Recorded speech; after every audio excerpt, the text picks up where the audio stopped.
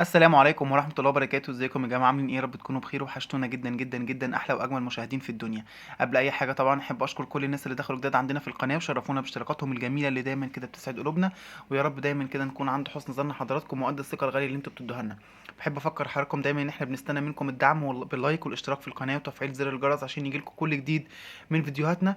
وكمان تكتبوا لنا في كومنتاتكم الجميلة وتعليقاتكم اللي بتسعد قلوبنا ارائكم في الوصفات اللي احنا بننزلها عندنا على القناة. تعالوا بقى النهارده نعمل مع بعض كده اختراع حلو جدا، بسيط جدا، اقتصادي جدا جدا جدا جدا فوق ما تتخيلوا. وكل اللي هياكله مش هيتوقع ان انتوا هتعملوه بالطريقه دي. يلا بينا نصلي على رسولنا الكريم ونقول بسم الله ونشوف النهارده هنعمل ايه. جبت معايا زي ما انتوا شايفين كده 3 حبات من الفلفل. منهم حبايه واحده بس سبايسي اللي هو الحار يعني. ده للناس اللي بتحبه حراق. لو الناس مش بتحب الشطه ممكن نستغنى عن الفلفل الحامي او الشطه عموما يعني في الوصفات بتاعتنا.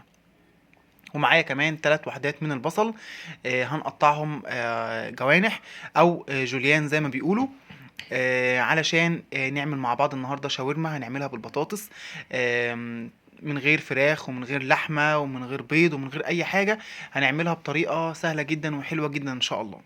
بنقطع الفلفل بتاعنا مكعبات زي ما انتوا شايفين كده، مش كبيره قوي مش صغيره قوي. يعني حاجه وسط علشان برضو الفلفل بتاعنا ما يتهريش معانا في الوصفه بتاعتنا النهارده، وعايزينه يكون باين وطعمه كمان يكون ظاهر معانا. وهنجيب بقى البصل زي ما انتوا شايفين كده، وانتوا عارفين ان المرحله دي انا ما بحبهاش، بس يعني احنا مضطرين. قطعت البصل بتاعي جوانح كده رفيعه زي ما انتوا شايفين. وهنا البصل بتاعي انا عامل ميكس ما بين البصل الاحمر والبصل الابيض. آم، بس يعني يفضل ان احنا نخلينا في البصل الابيض بس. بيبقى طعمه احلى كتير من الاحمر. لان البصل الاحمر مهما نيجي لما بنيجي نحطه يعني عشان يتشوح على النار بنحس دايما ان هو بيبقى فيه سنة كده قرشة. انا ذوقي الشخصي انا بحب كده، انا بحب الطعم ده في البصل، بس انتم ممكن اللي تلاقوا اللي يحب ده وممكن اللي ما يحبوش. فعشان نخلينا في الامان دايما خليكم في البصل الابيض مش البصل الاحمر. هو ليه استخدامات تانية وأكلات معينة بينفع فيها. زي مثلا لو هنعمل بيه حاجة نطبخها، طواجن، الكلام ده بيليق فيها جدا. بس في الشاورما النهارده بتاعتنا انا اخترته او عملت ميكس ما بين الاتنين عشان السبب اللي انا قلته لحضراتكم، ان انا بحب طعم البصل يكون فيه سنة قرشة كده وانا باكل الشاورما بتاعتنا.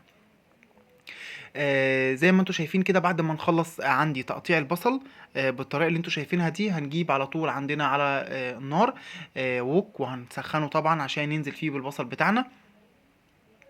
وهنا تقريبا كنت بغسل ايدي طبعا من البصل. ولكم ان تتخيلوا بقى الدموع اللي احنا بنقعد ندمعها واحنا بنشتغل في البصل. هنا جبت عندي الوك، حطيت فيه معلقتين كبار من الزيت وسبتهم لحد ما يسخنوا شويه. جبت عندي معلقه خشب ونزلت عندي بالبصل في الطاسه بتاعتنا زي ما انتم شايفين كده، بقى طاسه، ووك، حله المونيا اللي انتوا عايزينه المتاح عندكم اعملوا فيه. الهدف من الوصفه بتاعتنا النهارده يا جماعه، طبعا انتوا عارفين ان الحاجه بقت غاليه جدا، الفراخ بقت غاليه جدا جدا جدا. فيعني مش شرط خالص ان احنا عشان نعمل شاورما يكون فيها فراخ، لا. احنا عملناها النهارده بالبطاطس. وعايز اقول لكم من غير حلفان، كل اللي اكل منها عجبته جدا وما صدقوش خالص ان هي مش معمول فيها فراخ. ليه؟ لان احنا قالين البطاطس بطريقه معينه هقول لحضراتكم عليها. هنا عندي انا البصل حطيته عندي يا دوبك بس خد دبل، ما خدش لون خالص. يعني انتوا لو بصيتوا هتلاقوا ان هو ما خدش لون، ما غمقش معانا. وبعد كده نزلت عليه بالفلفل، هقلب تقلبتين.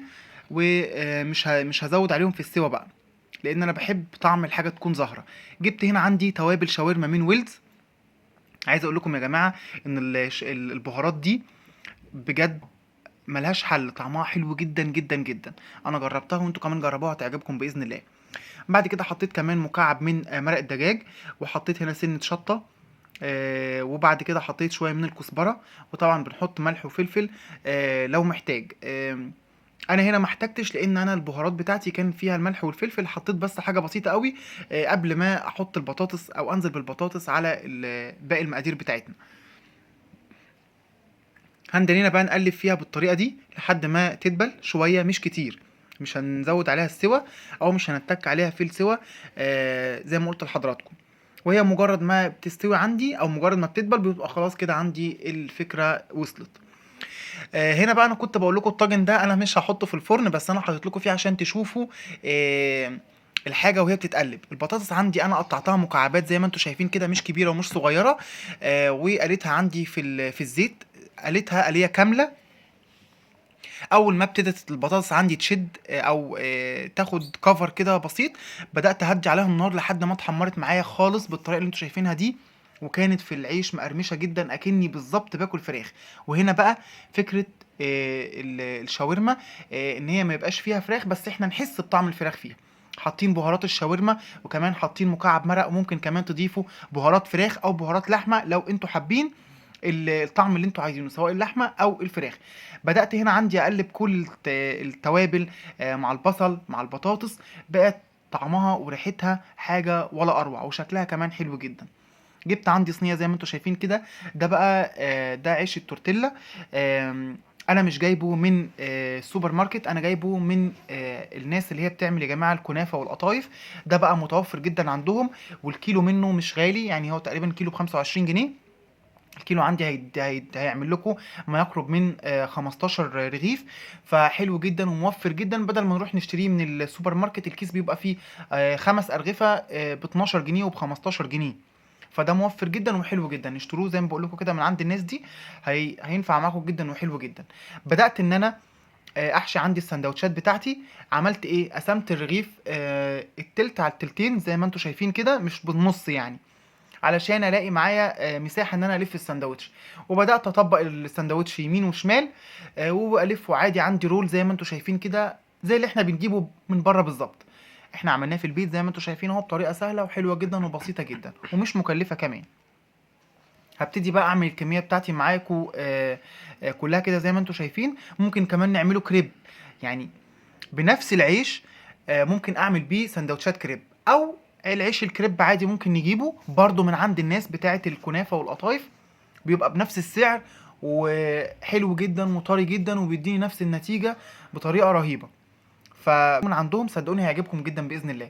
هكمل بقى عندي الكميه كلها ونرجع نشوف هنسويها ازاي. هنا جبت عندي طاسه على النار، حطيت فيها 3 معالق من الزيت، وسبتها لحد ما سخنت خالص. وبعد كده نزلت عندي بالعيش فيها. وهنا العيش عندنا ما بياخدش وقت خالص، يعني الزيت بيبقى سخن. اول ما هقلب عندي زي ما انتم شايفين كده، ما استناش يعني ثواني، هوطي النار، ههدي عليه النار. انا كنت بس معلي النار عشان الطاسه تسخن. ههدي عليه النار وهبتدي دلوقتي نقلبه مع بعض، ما بياخدش معايا وقت خالص. وهنا كنت بقول لحضراتكم يعني خدوا بالكم وانتوا بتشتغلوا فيه، ما تسوش عنه علشان ما يتحرقش منكم. هقلب عندي على الجنب التاني. بصوا بوري حضراتكم لونه، كان لونه فظيع وطعمه كمان والله العظيم تلاتة يا جماعه من غير حلفان، اكنكم بتاكلوا فراخ بالظبط في الشاورما. يعني انسوا طعم البطاطس ده خالص، هي اكنكم بتاكلوا فراخ. انا انا بحب اعمل ايه بقى لما باجي اعمل سندوتشات الشاورما؟ ما بحبش يعني اقلبها على الجنبين بس، لا انا بحب اقلبها على الاربع جوانب، علشان السندوتش بتاعنا يكون متحمر من كل يمه.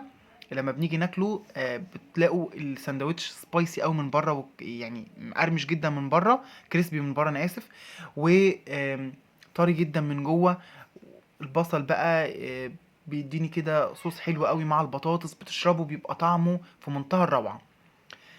زي ما انتوا شايفين كده قلبت اهو على الاربع جهات. هنا انا مش بصفي من الزيت، بس يعني تحسبا عشان ما يبقاش دسم قوي. فانا بحب ان انا احنا يا دوبك حاطين يعني 3 معالق من الزيت، حاجه بسيطه جدا.